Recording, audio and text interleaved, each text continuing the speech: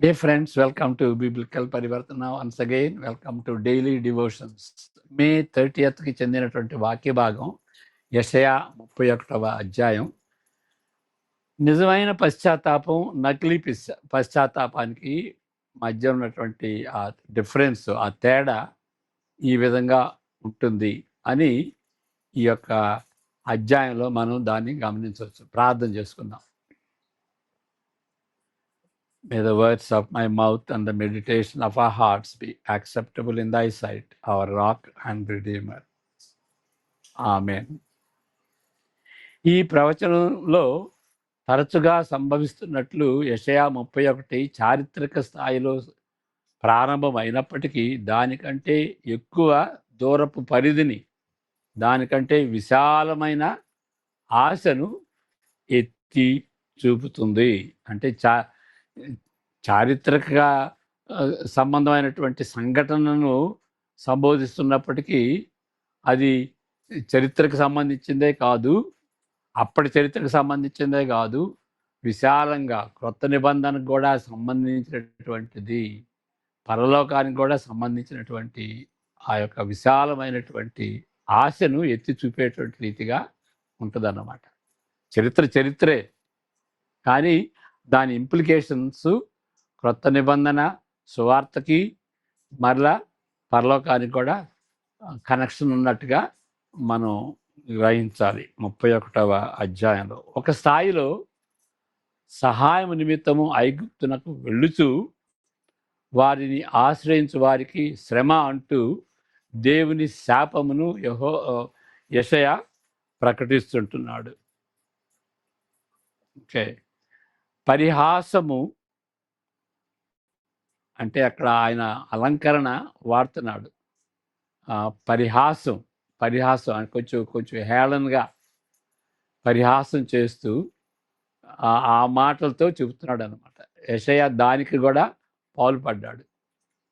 దేవుడు కూడా బుద్ధిమంతుడిగా ఉంటాడులే అని, మీరే కాదు దేవుడు కూడా బుద్ధిమంతుడిగా ఉంటాడులే, మాట తప్పక దుష్టుల ఇంటి వారి మీదను ఆయన లేస్తాడులే అనేటువంటి రీతిగా ఆయన చెబుతున్నాడు. మొదటి 7 వచనాలు చదువుకుందాం. 31వ అధ్యాయం 7 వచనాలు. ఇశ్రాయేలు పరిశుద్ధ దేవుని లక్ష్య పెట్టకయు, ఇక్కడ పరిశుద్ధ దేవుడు అనేటువంటి మాట, ఎందుకంటే యెషయా 6వ అధ్యాయంలో ఆయన పిలుపు సమయంలో సింహాసనం మీద కూర్చున్నటువంటి ఆ దేవుడు పరిశుద్ధమైనటువంటి దేవుడు కాబట్టి ఆ పరిశుద్ధతను ఎప్పుడు కూడా ఆయన మర్చిపోకుండా దేవుడు పరిశుద్ధమైనటువంటి దేవుడు అనేటువంటి దాన్ని రిపీట్ చేస్తూ వచ్చాడన్నమాట.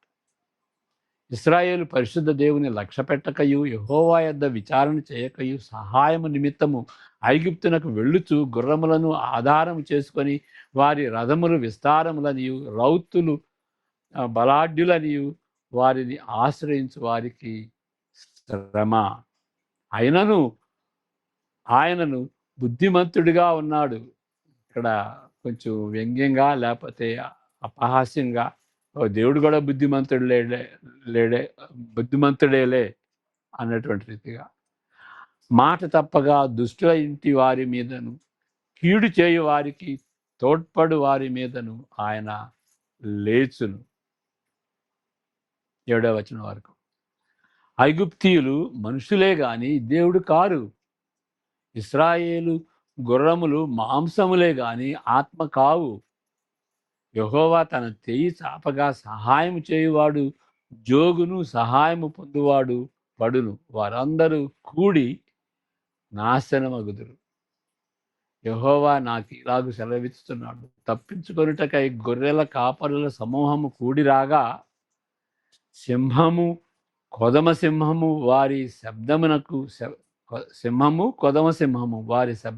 వారి శబ్దమునకు భయపడకయు, వారి కేకలకు అధైర్యపడకయు, తనకు దొరికిన దాని మీద గర్జించున్నట్లు సైన్యములకు అధిపతియకు యెహోవా యుద్ధము చేయుటకై సియోను పర్వతము మీదికిని దాని కొండ మీదికిని దిగివచ్చును. 7వ వచనం వరకు. పక్షులు ఎగురుచూ తమ పిల్లలను కాపాడునట్లు సైన్యములకు అధిపతి యెహోవా యెరూషలేమును దాని కాపాడుచు విడిపించుచు నుండును, దానికి హాని చేయక తప్పించుచు ఉండును. ఇశ్రాయేలీయులారా, మీరు ఎవరి మీద విశేషముగా తిరుగుబాటు చేతిరో ఆయన వైపు తిరుగుడి. రిపెంట్, ఆయన వైపు తిరగండి.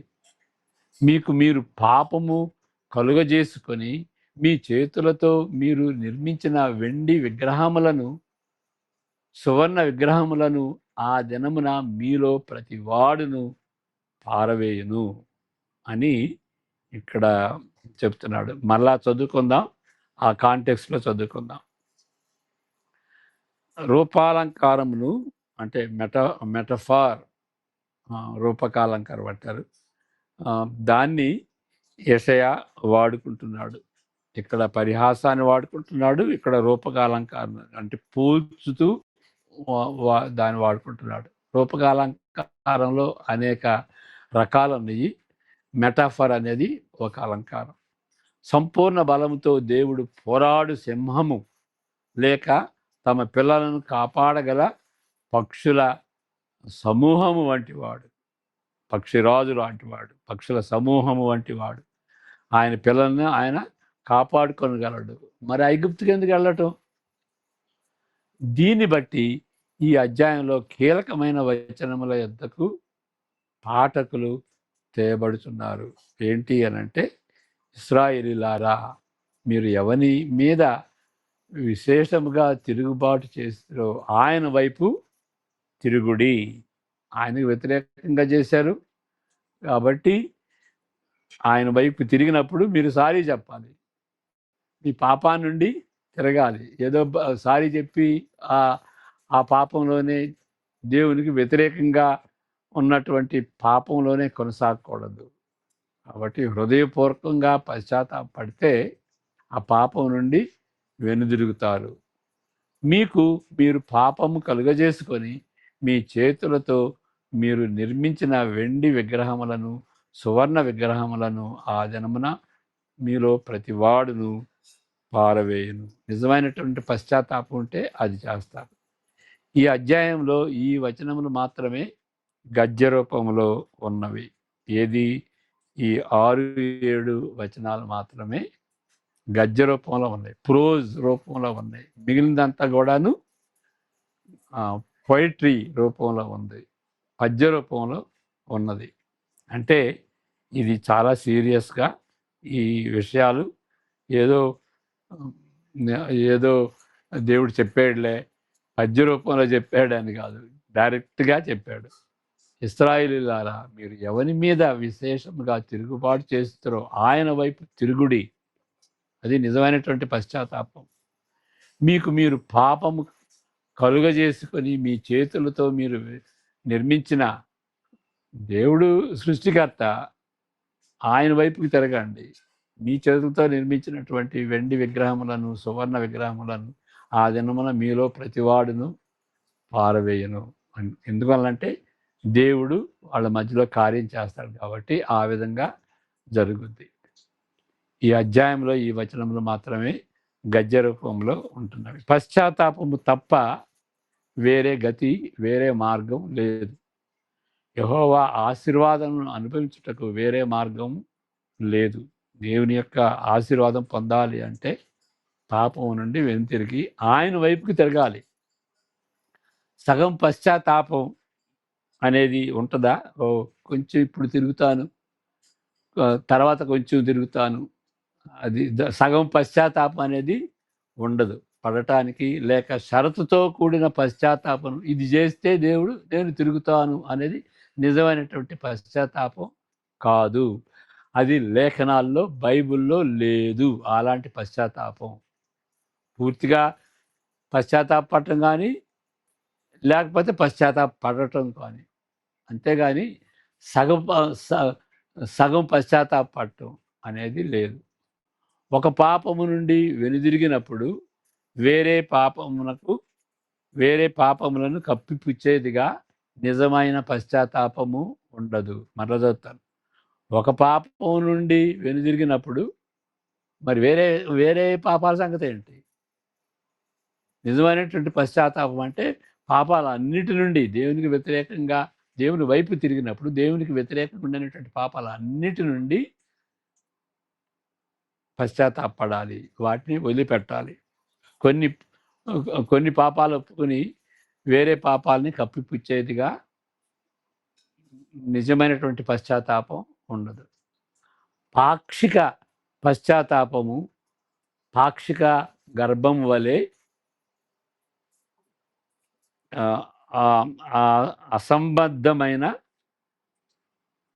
అసంబద్ధమైనదిగా ఉంటుంది.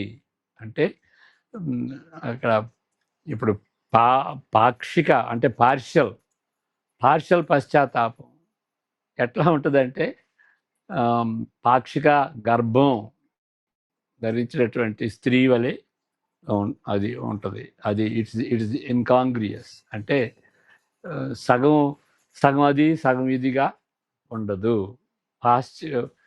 పార్షల్ అనేది ఉండదు. మరి డాక్టర్ దగ్గరికి ఒక స్త్రీ వెళ్ళి కన్ఫర్మ్ చేసుకుంటారు ప్రెగ్నెన్సీ ఉందా లేదని. ఎప్పుడైనా సరే డాక్టర్ చెబుతాడా సగం ఉందమ్మా మీకు ప్రెగ్నెన్సీ అని? లేదు. ప్రెగ్నెన్సీ ఉండొచ్చు, లేకపోతే ప్రెగ్నెన్సీ ఉంటుంది, అంతేగాని సగం ఉంటుంది సగం లేదు అని చెప్పడానికి అది అది అసంబద్ధంగా ఉంటుంది. ఎంపిక చేసుకున్న కొన్ని రంగాలలో దేవుని ఎడల నమ్మకంగా ఉండుటను దాని నమ్మకం అనరు. నమ్మకం అంటే కొన్ని రంగాల్లో దేవుని ఎడల నమ్మకంగా ఉండి మరి కొన్ని రంగాల్లో నమ్మకం లేనటువంటి వాళ్ళుగా ఉండేది అది అది సాధ్యం కాదు. అది దాన్ని పశ్చాత్తాపం అనరు. ఏమంటారంటే రాజద్రోహం అని అంటారు. కొన్ని రంగాలలో ద్రోహమును అంటే డిజలాయల్టీని బట్టి పశ్చాత్తాపడి మరికొన్ని రంగాలలో ద్రోహము చేయుట అది పశ్చాత్తాపం కాదు. కొన్ని రంగాల్లో ద్రోహం చేసి వాటిని బట్టి పశ్చాత్తాపడి మరికొన్ని రంగాల్లో ఇక పశ్చాత్తాపడకుండా ఉండటం, ద్రోహం చేయటం, దాన్ని పశ్చాత్తాపం అని అనరు. ఈ విగ్రహాన్ని ఆ విగ్రహాన్ని వదిలిపెట్టి అనేకమైన వేరే విగ్రహాలను హత్తుకొనమని దేవుడు ఎప్పుడు కూడా చెప్పడు. దానికి బదులు విగ్రహారాధనను విసర్జించాలి. ఎవని మీద మీరు విశేషముగా తిరుగుబాటు చేసిరో ఆ దేవుని వైపు తిరగవలనని దేవుడు పేర్కొంటున్నాడు. ఎందువలనగా అషూరు నుండి ఇక్కడ చరిత్ర, అషూరు నుండి తన ప్రజలను కాపాడుటకు దేవుడు శక్తిమంతుడు. అలాంటప్పుడు ఐగుప్తుకి ఎందుకు వెళ్ళాలి? నరునిది కాని ఖడ్గమును జులిపించగలడు. అంటే హీ విల్ అన్లీష్. దేవుడు తన ప్రజలని కాపాడుకుంటూ నరుని ఖడ్గం కాకుండా దేవుని ఖడ్గంను జులిపించగలడు. అక్షరాల ఈ వాగ్దానము 37, 36లో నెరవేరినది. అంటే దాన్ని కూడా చదువుకుందాం. 31:8 చదువుకుందాం. 37, 36 యెషయా. అంతటా యెహోవా దూత బయలుదేరి అషూరు వారి దండు పేటలో 185,000 అది 37, 36. ఓకే. అంతటా యెహోవా దూత బయలుదేరి అషూరు వారి దండు పేటలో 185,000 మందిని 185,000 మందిని మొత్తెను. ఉదయమున జనులు లేవగా వారందరూ మృత కళేబరములుగా ఉండిరి. అషూరు నుండి భయపడి మరి ఐగుప్తు వెళ్తున్నారు కదా. అషూరు సంగతి ఎట్లా అవుతుంది? దేవుడు తన ఖడ్గంతో వాళ్ళని నశింపచేస్తాడు. 185,000 మంది. ఇక్కడ జూన్ 5వ ధ్యానాన్ని కూడా చూడాలి. ఇంకా దానికి మనకు రాలేదు. అది 5వ అధ్యాయం వరకు చూడాలి. అయినప్పటికీ మరింత భవిష్యత్తులో ఇంతకంటే ఇక్కడ మనం చెప్పుకున్నాం కదా, ఈ చరిత్రలో జరిగింది ఇది, పశ్చాత్తాపడమని చెబుతాడు. అంటే ఐగుప్తుకి వెళ్ళొద్దు, అశూరుల్ని దేవుడు హతం చేస్తాడు, తన ప్రజల్ని దేవుడు కాపాడుకొనగలడు అని చెప్పి ఇక్కడ ఆ చరిత్ర నుండి ఇంకా విశాలంగా ఉండేటువంటి ప్రవచనంగా ఇక్కడ ఉంటుందన్నమాట. అయినప్పటికీ మరింత భవిష్యత్తులో ఇంతకంటే గొప్పదైన విమోచన సూచనలను ఇక్కడ చూచుట కష్టతరమైనది కాదు. ఆ దినమున మరింత భవిష్యత్తులో ఇంతకంటే గొప్పదైన విమోచన సూచన ఇక్కడ చూచుట కష్టతరమైనది కాదు. ఆ దినమున 31:7లో ఆ దినమున, ఆ దినం అంటే చరిత్రకు సంబంధించింది అదే కాదు. ఆ దినము అంటే క్రొత్త నిబంధనకి సంబంధించింది. రెండవ రాకడలో తీర్పుకి సంబంధించింది. ఆ తీర్పు నుండి రక్షణకు సంబంధించింది. అది రెండో రాకడ అన్నమాట. కాబట్టి ఈ యొక్క ప్రవచనము ఆ దినమున అనేటువంటి ప్రవచనం అది అంతకుముందు చెప్పుకున్నాం. 4 షార్ట్నింగ్ అంటే ముందు జరగబోయేటువంటి విషయాల్ని షార్టన్ చేసేస్తాడు, కుదుర్చుతాడు, కుదింపు చేస్తాడన్నమాట. దాన్ని 4 షార్ట్నింగ్ అని మనం చెప్పుకున్నాం. అది ప్రాఫిటిక్ 4 షార్ట్నింగ్, ప్రవచన సంక్లిప్తత అని దాన్ని అనొచ్చు. ఏమి జరగనున్నదో యెషయా అక్కడ ముందు ఫ్యూచర్లో ఏం జరగనున్నదో దాని గురించి చెప్తాడు. అర్థపూరితమైన ఆ పదము ప్రవచన సంక్లిప్తతను సూచిస్తున్నది. ఏది? ఆ దినమున అనేటువంటి పదం. యెషయా 37:38లో సూచించబడినట్లు క్రీస్తుకు పూర్వం 701లో దాదాపు 2 లక్షల సైనికులను అశూరు కోల్పోయినప్పటికీ 1 శతాబ్దము తరువాత 612లో, ఇది 701లో జరిగింది, 1 శతాబ్దం తర్వాత 612లో అశూరుతో సహా దాని రాజధాని నినెవే పట్టణము చిట్ట చివరకు కూలిపోయినది. మరి నినెవే అంటే అశూరుకి రాజధాని, క్యాపిటల్. అంత మాత్రమే కాదు, సియోనులోని దేవుని అగ్ని వేరే వాక్య భాగములను జ్ఞాపకము చేస్తున్నది. ఇక్కడ 4వ అధ్యాయంలో 29వ అధ్యాయంలో ఆ యొక్క వాక్య భాగాల్ని దేవుడు తన ప్రజలను కాపాడుతూ మరి తన ప్రజల యొక్క శత్రువులని శిక్షిస్తుంది అనేటువంటి వాక్య భాగం. ఆ 2 చదవాలి. సియోను శత్రువుల నాశనము భవిష్యత్తులో ప్రభువు పాలనకు చెందిన దర్శనములు. ఇది చదువుకుందాం. 4 యెషయా 4:2-6, 2 నుండి 6 వరకు. ఆ దినమున యెహోవా చిగురు మహిమయు భూషణనగును. ఇశ్రాయేలులో కొనిన వారికి భూమి పంట అతిశయాస్పదముగాను శుభలక్షణముగాను ఉండును. సియోనులో శేషించిన వారికి, యెరూషలేములో నిలువబడిన వారికి, అనగా జీవం పొందుటకై యెరూషలేములో దాఖలైన ప్రతి వానికి పరిశుద్ధుడని పేరు పెట్టుదురు. తీర్చు ఆత్మ వలన దహించు ఆత్మ వలనను ప్రభువు సియోను కుమార్తెలకున్న కల్మషమును కడిగివేయినప్పుడు, యెరూషలేమునకు తగిలిన రక్తమును దాని మధ్య నుండి తీసివేసి దాని శుద్ధి చేయునప్పుడు నీ శత్రువుల సమూహము లెక్కకు ఇసుక రేణువులంత విస్తారముగా నుండును. బాధించు వారి సమూహము ఎగిరిపోవు పొట్టువలే నుండును. హఠాత్తుగా ఒక్క నిమిషంలోనే ఇది సంభవించును. 6వ వచనం.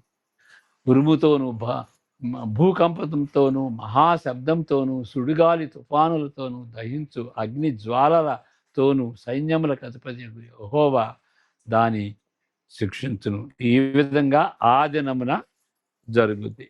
29వ అధ్యాయంలో కూడా ఇది ఇది ఉంటుంది. ఆరియేలుతో యుద్ధము చేయు. ఆరియేలు అంటే మనం ముందు చెప్పుకున్నాం. అది యెరూషలేమును సూచిస్తున్నటువంటి మాట. యుద్ధము చేయు సమస్త జనుల సమూహమును దాని మీదను దాని కోట మీదను యుద్ధము చేయువారును దాని బాధపరచు వారందరూ రాత్రి కన్నా స్వప్నము వలె ఉందురు.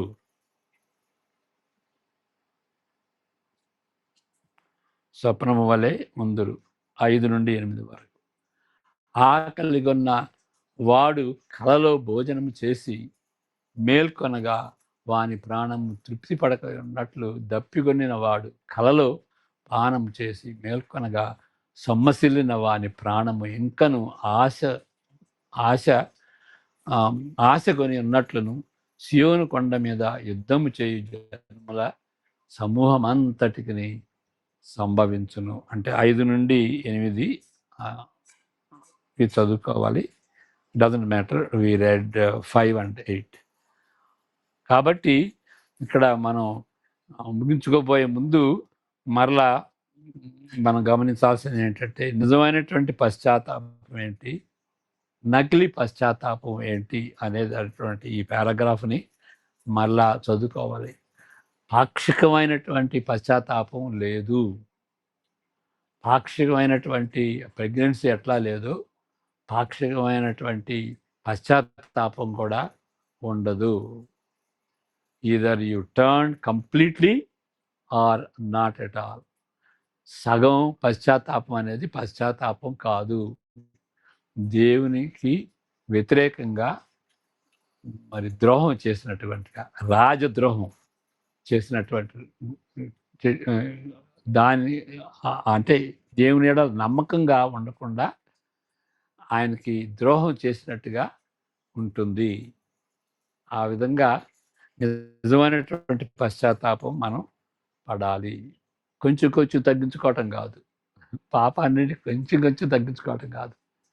అందువలన రైట్ అబౌట్ టర్న్, కంప్లీట్గా తిరగాలి. 180 degreesలో తిరగాలి.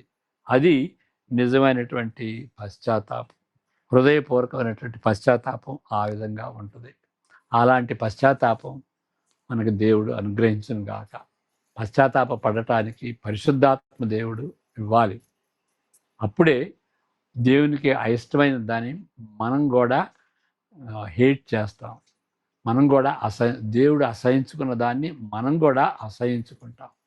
దేవుడు ద్వేషించేటటువంటి దాన్ని మనం కూడా ద్వేషిస్తాం. దేవుని ఆత్మ మనలో ఉన్నప్పుడు, దేవుని ఆత్మ మనలో కార్యం చేసినప్పుడు ఆ విధంగా జరుగుతుంది.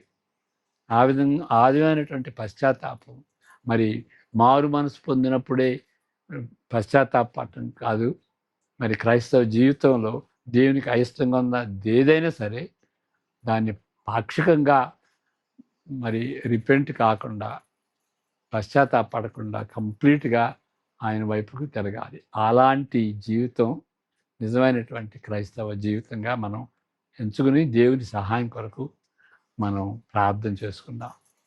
ప్రార్థన. యెహోవా నిన్ను ఆశీర్వదించి కాపాడును గాక. తన ముఖకాంతిని నీపై ప్రకాశింపచేసి నిన్ను కరుణించును గాక. ఆయన ముఖకాంతిని నీపై ఉదయింపజేసి నీకు సమాధానము కలుగజేయును గాక. ఆమేన్. God bless you.